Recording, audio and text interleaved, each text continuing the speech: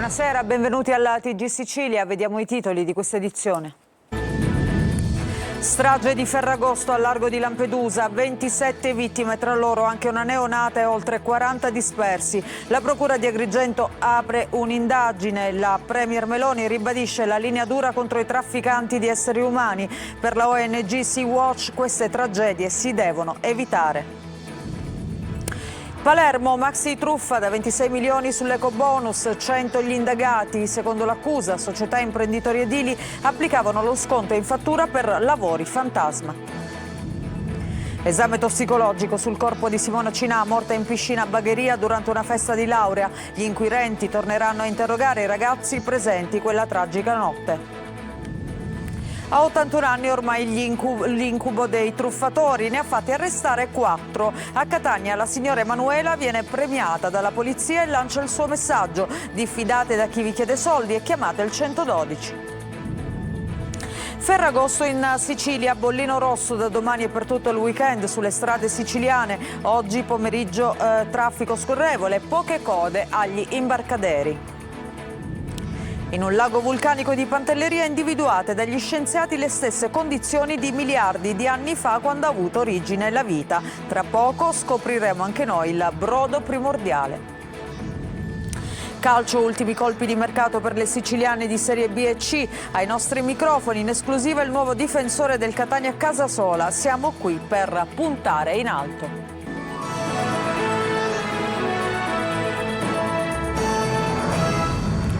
Possiamo definirla la strage di Ferragosto, quella avvenuta al largo di Lampedusa. Tragico il bilancio, al momento si parla di 27 vittime.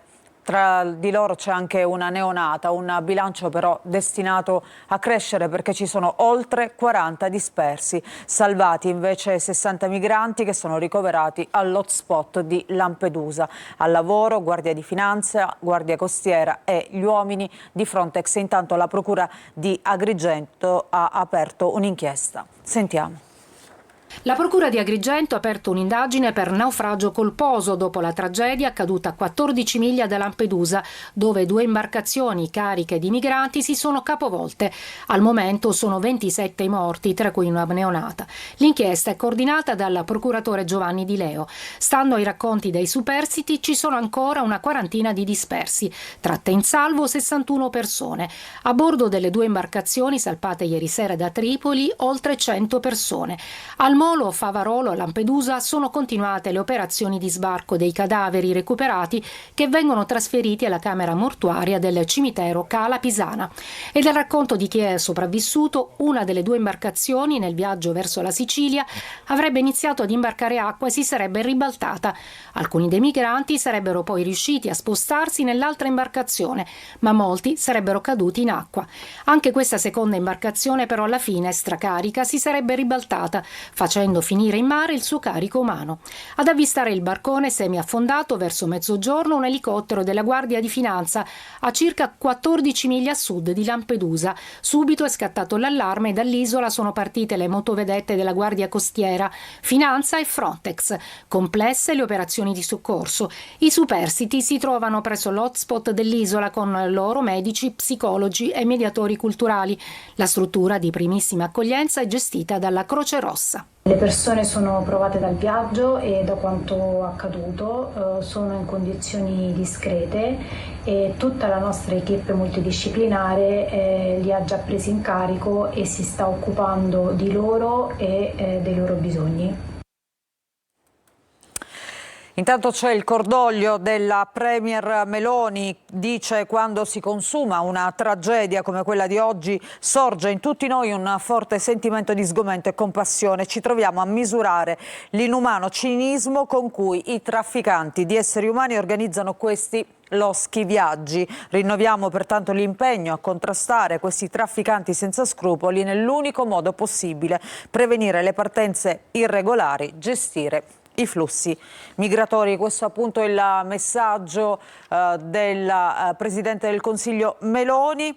Intanto a Lampedusa, tra i volontari delle ONG che sono impegnate quotidianamente nel salvataggio di migranti, sale la rabbia e la frustrazione per questo ennesimo naufragio. Abbiamo sentito la portavoce della Sea-Watch. Sentiamo. Questo succede in ore in cui le navi delle ONG vengono mandate a sbarcare in porti lontani, facendo perdere loro un sacco di tempo che invece potrebbe vederle impiegate proprio in quel tratto di mare. Queste purtroppo sono situazioni che si ripetono continuamente e che sono inaccettabili. Il dispositivo di sorveglianza dovrebbe essere potenziato non per facilitare le catture e i respingimenti in mare volte a riportare le persone in paesi pericolosi e non sicuri come Libia e Tunisia, ma piuttosto per evitare tragedie come questa. Intanto c'è un'ultima ora, le motovedette di Frontex e della Guardia di Finanza, mentre sono ancora in corso le ricerche dei dispersi di questo doppio naufragio che si è verificato a 14 miglia da Lampedusa, hanno soccorso un barchino di metallo di 8 metri con a bordo 48 persone, 14 donne e 3 minori originarie di Camerun, Guinea e Mali. Il gruppo, già sbarcato a Molo Favarolo a Lampedusa, racconta di essere partito da Sfax in Tunisia pagando 850 euro a testa per la traversata. 2 dei migranti che non stavano bene sono stati portati al poliambulatorio dell'isola. Naturalmente vi daremo tutti gli aggiornamenti nel corso di questa nostra edizione. Intanto cambiamo argomento, andiamo a Palermo, dove ci sono 100 indagati per la truffa dei lavori fantasma. La Guardia di Finanza ha chiuso le indagini sulla frode da 26 milioni di euro sull'ecobonus. Lorena Dolci. Da un lato c'erano fatture e crediti d'imposta, dall'altra lavori mai realizzati. È il cuore dell'inchiesta della Procura di Palermo che ha scoperto l'ennesima frode legata alle agevolazioni dell'ecobonus e del bonus facciata, una truffa da 26 milioni di euro. 100 gli indagati tra imprenditori edili, società, amministratori e committenti, a cui nei giorni scorsi è stato notificato l'avviso di conclusione delle indagini. Secondo gli inquirenti, le società avrebbero applicato lo sconto in fattura, emettendo fatture per operazioni fantasma. I crediti d'imposta generati venivano poi ceduti a intermediari finanziari che li trasformavano in denaro contante. Le somme, una volta incassate, venivano distratte: bonifici su conti personali, prelievi in contanti, acquisti di oro o criptovalute, sottoscrizioni di buoni fruttiferi postali. Nella stragrande maggioranza dei casi i soldi transitavano dalle poste. I committenti sarebbero prestati al gioco in cambio anche di piccole somme di denaro. Alcune vicende sono paradossali. A fingere di eseguire lavori per centinaia di migliaia di euro sarebbero stati persino i condomini di case in affitto. 10 le imprese coinvolte, un giro che ha prodotto un danno enorme alle casse dello Stato. Perizia tossicologica sul corpo di Simona Cinà, morta in piscina a Bagheria. I carabinieri intanto torneranno a interrogare tutti i partecipanti a questa tragica festa. Desiree Ferlito. Sulla morte di Simona Cinà la procura di Termini Imerese non vede ancora chiaro. Rimane aperto un fascicolo per omicidio colposo contro ignoti. La magistratura ha deciso di avvalersi della consulenza di un esperto chimico tossicologico. Il dottor Vincenzo Nicoli sarà incaricato di svolgere ulteriori accertamenti sul corpo della ragazza e rilevare eventuali sostanze con effetto stupefacente. L'autopsia ha già svelato che Simona Cinà è deceduta per annegamento, ma resta da chiarire se la ragazza sia finita in piscina e affogata dopo aver avuto un malore per cause naturali o provocate da alcol o droga assunta volontariamente o che qualcuno potrebbe averle fatto ingerire. I dubbi sono tanti. Possibile che nessuno dei partecipanti alla festa di laurea si sia accorto che Simona stava annegando? Anche per questo saranno ascoltati dai carabinieri molti dei presenti alla festa. I 2 fidanzati che avevano organizzato l'evento, chi si è tuffato per riportare la giovane in superficie, chi le ha praticato il massaggio cardiaco e altri ancora. I carabinieri di Rosolini nel Siracusano hanno arrestato un 43enne per tentato omicidio di un extracomunitario suo vicino di casa con il quale aveva litigato. A pochi giorni dalle celebrazioni del 15 agosto a Piazza Armerina, Antonio Messina, vittima di abusi da parte di un sacerdote, scrive una lettera aperta a Monsignor Renna, l'arcivescovo di Catania, chiedendo parole chiare di condanna. Immediata la risposta dell'arcivescovo, che conferma la sua presenza e chiarisce le caratteristiche del suo intervento. Il servizio di Gerry Italia. Un appello accurato, quello di Antonio Messina, indirizzato a Monsignor Luigi Renna, arcivescovo di Catania. In una lunga lettera Messina esprime preoccupazione per la presenza dell'Alto Prelato il prossimo 15 agosto alla Basilica Cattedrale di Piazza Armerina, dove presiederà la messa solenne insieme al vescovo della diocesi Rosario Gisana. Gisana è imputato per falsa testimonianza, accusato di aver coperto l'ex sacerdote Giuseppe Rugolo, condannato in primo e secondo grado per abusi sessuali su minori, tra cui lo stesso Messina. Nella missiva la vittima denuncia un sistema di insabbiamenti e intercettazioni che confermerebbero le coperture e parole offensive pronunciate nei suoi confronti. Messina richiama le dichiarazioni dello stesso Monsignor Renna, che in passato aveva affermato: non ci devono essere dubbi, i vescovi non proteggono nessuno, e chiede coerenza soprattutto alla luce delle aperture verso le persone LGBTQI+ mostrate dal prelato. L'obiettivo è chiaro: evitare che la presenza dell'arcivescovo diventi, anche solo indirettamente, un sostegno a chi è accusato di proteggere i responsabili di abusi. Messina chiede parole nette di condanna, ricordando che il silenzio e l'indifferenza sono anch'essi forme di abuso. Mi aiuti, scrive, a fare sì che non si perpetri ancora l'abuso, che si attua anche con la commissione e l'omissione. Un appello che chiama in causa la responsabilità morale della Chiesa e la dignità delle vittime, che troppo spesso non hanno voce.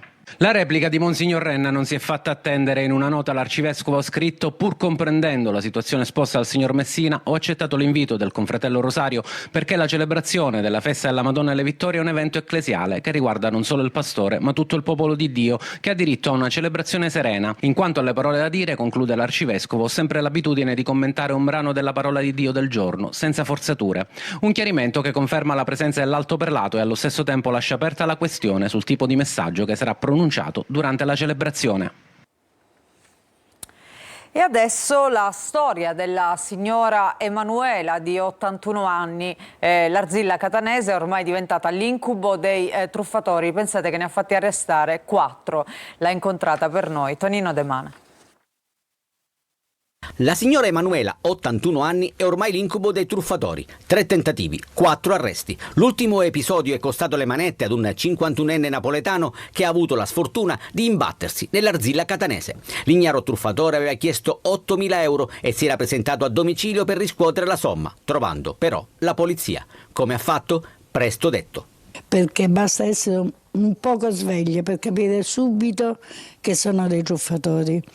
Perché non appena dicono siamo delle forze dell'ordine, uno deve capire che non chiedono soldi. È a lieto fine la storia della signora Emanuela. Per altri anziani purtroppo non è così. Ed allora, ecco alcuni consigli. Donne o figli, meglio dire, state attenti alle vostre mamme, alle vostre persone anziane, perché è facile fregarli. Dopo aver ricevuto un simbolico Oscar ed una macchinina della polizia, la signora Emanuela ha un progetto. Di fare un'associazione fra i figli e mamme, di aiutare queste persone a farle capire che una truffa non si fanno per telefono e non si chiedono soldi per telefono. Esserci sempre più sicuri insieme. La polizia sottolinea l'importanza delle campagne di prevenzione. L'informazione del resto per il contrastare questa tipologia di reati è veramente l'arma, lo strumento fondamentale. A riguardo vogliamo comunque fare un appello come Polizia di Stato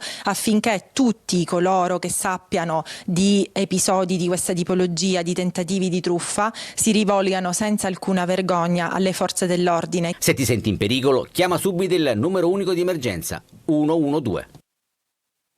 E a Catania la polizia ha denunciato un giovane per guida in stato di ebbrezza. I poliziotti della squadra volanti in transito di notte sulla circonvallazione, tra l'altro teatro di tanti incidenti anche mortali, erano insospettiti dall'andamento di un SUV che li precedeva. Così hanno effettuato dei controlli, hanno sottoposto ad alcol test il conducente e i valori erano superiori al limite previsto dalla legge.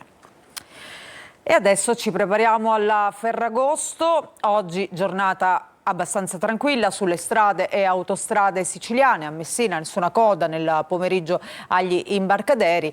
Bollino rosso invece da domani e per tutto il weekend. C'è non solo il Ferragosto in mezzo, ma anche il controesodo a caratterizzare poi il traffico dell'isola. Francesco Triolo.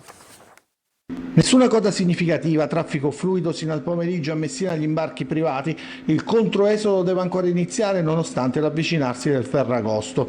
Il piano viario sarà operativo dal 16 agosto all'8 settembre con percorsi dedicati per chi deve imbarcarsi ai traghetti e le compagnie private o a quelli di Blue Ferries e la separazione della mobilità dei vacanzieri con quella della città. Intanto scatta domani il ponte più lungo ed intenso per il traffico sulle strade italiane e siciliane. Sia ANAS che Consorzio Autostrade Siciliane segnalano traffico in costante aumento per gli spostamenti di chi lascia le città per trascorrere il Ferragosto nelle località di mare. In base alle stime dell'Osservatorio Mobilità Stradale di ANAS, per questo fine settimana si attendono 12.210.000 spostamenti di autoveicoli in tutta Italia. Da domani sino a lunedì prossimo è preannunciato il bollino rosso su tutte le autostrade, anche le temperature sono destinate a salire con una media di 34-36 gradi in alcune zone della Sicilia. Nell'isola è atteso un aumento del traffico soprattutto sull'autostrada 19 Palermo-Catania e A29 Palermo-Mazara del Vallo, sulla 18 Messina-Catania, soprattutto nella zona di Taormina e al Casello di San Gregorio, sulla 20 tra Milazzo e Messina. Sia ANAS che Autostrade Siciliane hanno chiuso o sospeso oltre l'80% dei cantieri. Previsto il divieto di transito dei veicoli pesanti venerdì 15 agosto dalle 7 alle 22, sabato 16 agosto dalle 8 alle 16 e domenica 17 agosto dalle 7 alle 22. E torniamo a parlare dei tornelli di Mondello che avevano acceso polemiche e scatenato la politica. Adesso c'è l'intervento dell'assessore al territorio e ambiente Giusi Savarino, che ha emanato oggi una circolare per stabilire il divieto di nuove autorizzazioni e la rimozione di quelli già installati. I cittadini, ha detto l'assessore regionale, devono avere sempre la possibilità di accedere al mare liberamente e gratuitamente. Sentiamo. Mai più staccionate o tornelli nei lidi sulle spiagge della Sicilia. Ho già dato disposizione agli uffici competenti del mio assessorato per farli rimuovere. I cittadini devono avere sempre la possibilità di accedere al mare liberamente e gratuitamente. Ad affermarlo l'assessore regionale al territorio e ambiente Giusi Savarino, che ha emanato oggi una circolare per stabilire il divieto di nuove autorizzazioni per impianti fissi che possano ostacolare il transito dei bagnanti e la rimozione di quelli già installati. Lo avevamo anticipato con una dichiarazione rilasciata al nostro TG dal deputato regionale Ismaele Lavardera, che dopo una battaglia social arrivata fino in Parlamento annunciava il risultato ottenuto. Da qui la risposta dell'assessore Savarino. A completare il quadro la relazione della Guardia di Finanza su Mondello, in cui emergono irregolarità sui tornelli, per i quali non risulta alcuna autorizzazione specifica, andranno dunque rimossi. Quanto alle staccionate, continua l'assessore, risulta un'autorizzazione datata di anni fa, sulla quale ho chiesto di effettuare ulteriori verifiche. Sulle attuali concessioni ho sollecitato ispezioni su tutto il territorio regionale, conclude Savarino. Lavoriamo con la Guardia Costiera per prevenire e scongiurare ogni forma di abuso. Dove ha avuto origine la vita? Secondo gli scienziati, in una pozza calda con le caratteristiche che un team di ricercatori ha ritrovato in un laghetto di Pantelleria. Lorena Dolci.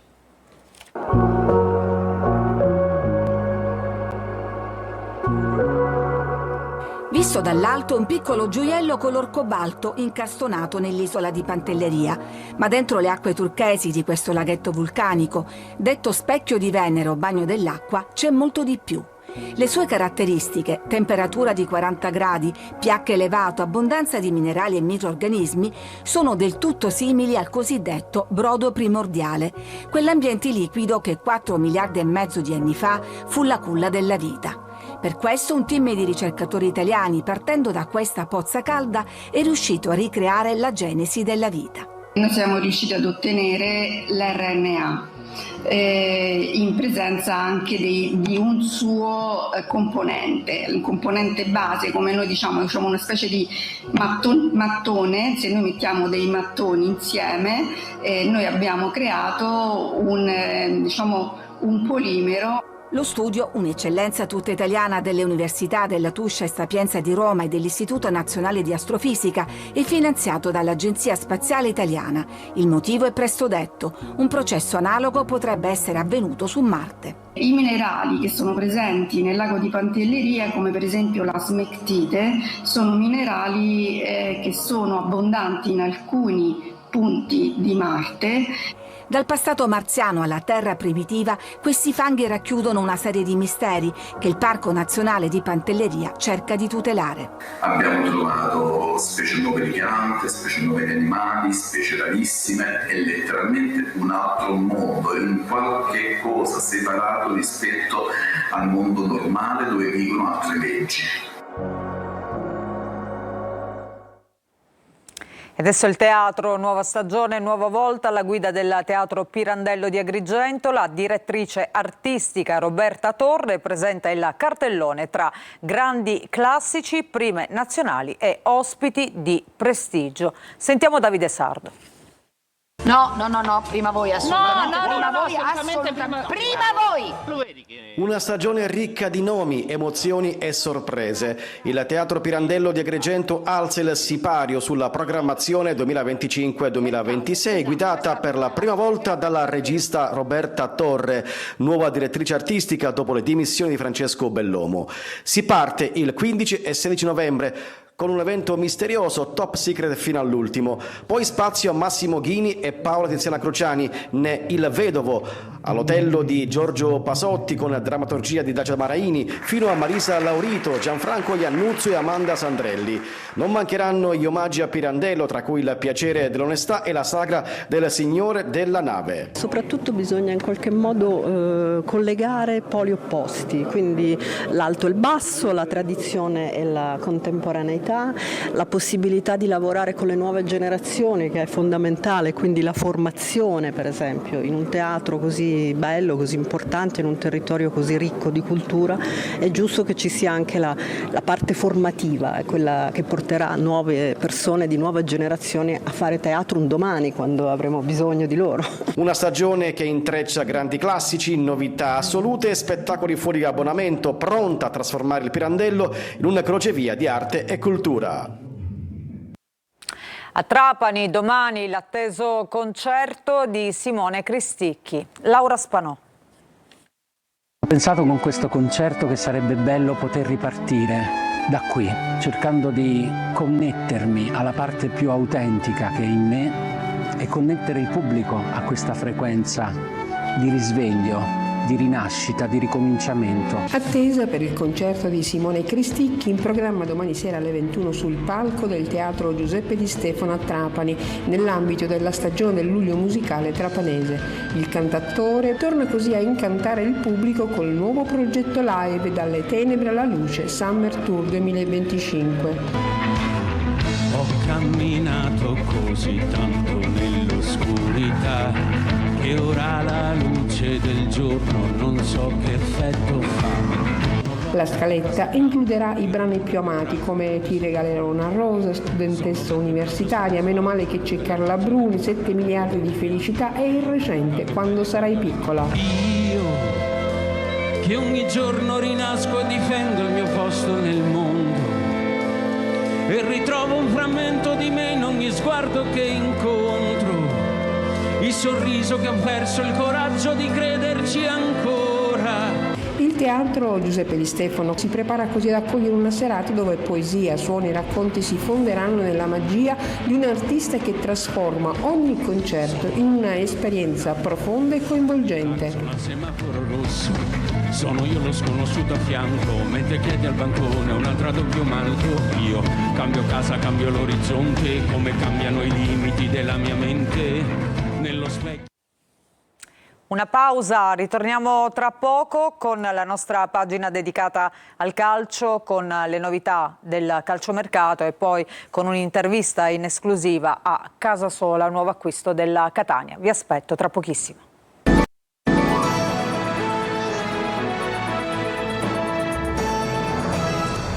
Bentrovati, adesso il calciomercato, portieri in prima linea nel mercato di Palermo e Trapani. I Granata l'hanno trovato, i rosanero invece lo cercano dopo l'infortunio a Gomis. Il Catania invece cerca 2 rinforzi ma ha la possibilità di attendere. Ci fa il punto Francesco Triolo. L'infortunio di Gomis ha sparigliato i piani sul mercato del Palermo. Il portiere dovrà rimanere fuori per diverso tempo e quindi c'è la necessità, anzi la priorità, di intervenire subito. Nell'immediato la porta sarà affidata a Francesco Bardi, che giocherà sabato a Cremona in Coppa Italia, ma la società rosanero sta valutando un colpo pesante. In cima alla lista c'è Stefano Turati, rientrato al Sassuolo dopo il prestito al Monza. Anche il Catania guarda all'esordio ufficiale stagionale a Crotone di domenica. Ieri è iniziata la settimana tipo con i nuovi innesti d'Ausilio e Aloi, ma l'attenzione è sempre al mercato. La società sta lavorando in uscita, ma almeno altri 2 elementi saranno inseriti, non subito, magari sfruttando qualche occasione da categoria superiore. A proposito di portieri, al Trapani è arrivato Alex Esposito a titolo definitivo dalla Reggiana, mentre Verna è destinata al Cittadella. Continua a lavorare per rinforzare la squadra del Siracusa. Si attende l'ok ufficiale per il trequartista Luan Capanni, svincolato dopo l'anno a Latina, sul quale ha già messo le mani il direttore sportivo Antonello Laneri. E in esclusiva ai nostri microfoni parla all'esterno della Catania Thiago Casasola. Lo ha incontrato Marco Carli. È stato il primo acquisto ufficiale del nuovo Catania. Thiago Casasola, esterno argentino, classe 1995, si è legato ai rossazzurri fino al 2027 con un'opzione per la stagione successiva e parla così del gruppo che sta nascendo. Da quando sono arrivato fino ad ora siamo cresciuti tanto, sono arrivati anche tanti giocatori nuovi, tanti compagni nuovi, quindi piano piano la squadra si sta completando, però penso che siamo una rossa importanti di livello, c'è anche tanta competizione tra di noi, che è quello secondo me è la cosa più importante per far sì che un campionato sia di livello. Personalità e volontà, oltre che buone doti realizzative, di assistman Casasola non si è mai nascosto quando ha parlato degli obiettivi stagionali. Il nostro obiettivo è puntare a quello di fare un campionato di vertice, però ci sono tante altre squadre che sicuramente faranno un grande campionato. Mi viene in mente Benevento, Salernitana, c'è sempre la squadra sorpresa, l'anno scorso è stato il Cerignola che sicuramente si ripeterà, e il Trapani ha fatto una buona squadra. Quindi... E mentre Pastore discute in campo con Toscano di possibili nuovi acquisti, una punta e un centrocampista, con Casasola parliamo di Ciccerelli, suo compagno anche alla Ternana. Sì, siamo riusciti a farlo rimanere insieme al direttore, scherzi a parte, ci ho messo anche del mio per farlo rimanere, perché è un giocatore fuori discussione che secondo me farà la differenza. L'obiettivo finale è sempre quello di fare felici i tifosi. Catanese ti senti fin da subito, perché la gente di Catania ti accoglie sempre a braccia aperte, i tifosi, la gente, appunto, da quando sono arrivato mi hanno sempre trattato di maniera molto molto bella, quindi spero di ripagare in campo, che alla fine è la cosa più importante. Un'altra breve pausa, tra poco gli ultimi aggiornamenti.